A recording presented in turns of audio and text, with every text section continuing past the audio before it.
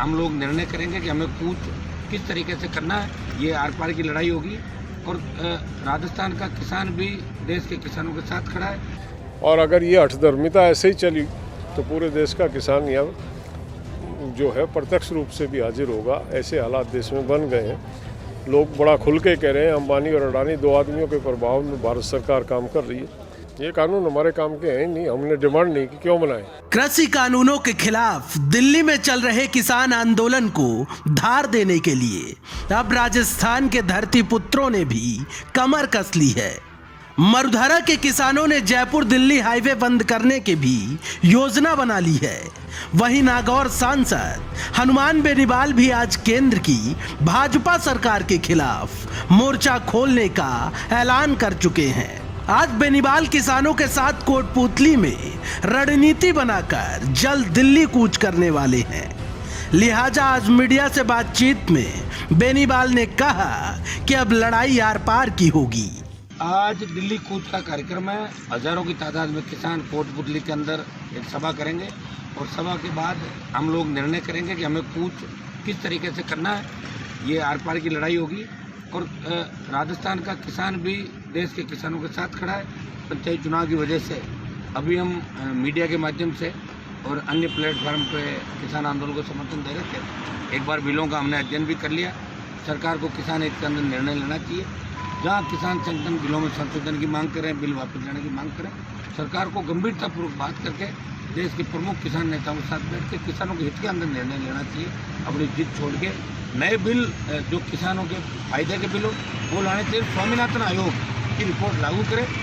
वहीं देश की राजधानी दिल्ली में चल रहे किसान आंदोलन की असल हकीकत जानने के लिए द फैक्ट इंडिया की टीम सिंघू बॉर्डर पहुंची, जहां भारतीय किसान यूनियन के महासचिव यदुवीर सिंह से खास बातचीत की। इस दौरान किसान नेता ने कहा कि अब मोदी सरकार को हठधर्मिता छोड़ देनी चाहिए और किसानों की मांगे फौरन मान लेनी चाहिए। भारतीय किसान यूनियन के नेशनल सेक्रेटरी यदुवीर सिंह जी इस वक्त हमारे साथ सिंघू बॉर्डर पर मौजूद है खास बातचीत करने के लिए।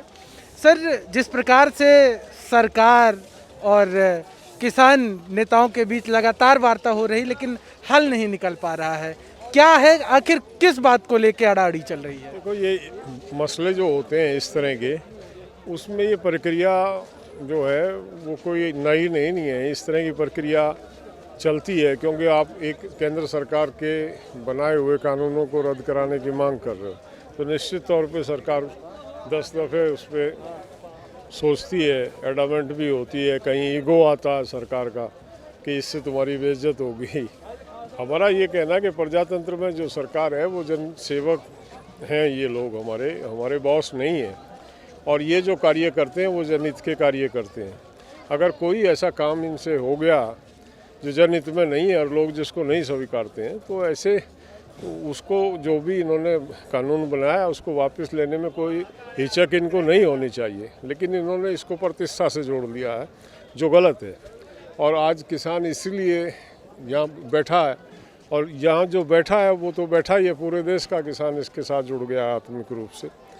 और अगर ये हठधर्मिता ऐसे ही चली तो पूरे देश का किसान यहाँ जो है प्रत्यक्ष रूप से भी हाजिर होगा। ऐसे हालात देश में बन गए हैं तो सरकार जितना जल्दी इस स्थिति को समझ के संज्ञान में लेके इसका निदान करेगी उतना ही जल्दी सरकार जो है वो कंफर्टेबल होगी, ना तो बहुत आने वाला समय बहुत क्रूशियल होगा। सरकार का ये कहना है कि जो किसान नेता हैं वो इस बात पे अड़ गए हैं कि जो बिल है वही वापस लिया जाए, लेकिन वो संशोधन के लिए राजी है। नहीं, वो बिल देखो, ये ओपन सीक्रेट है। वो बिल क्यों आया है?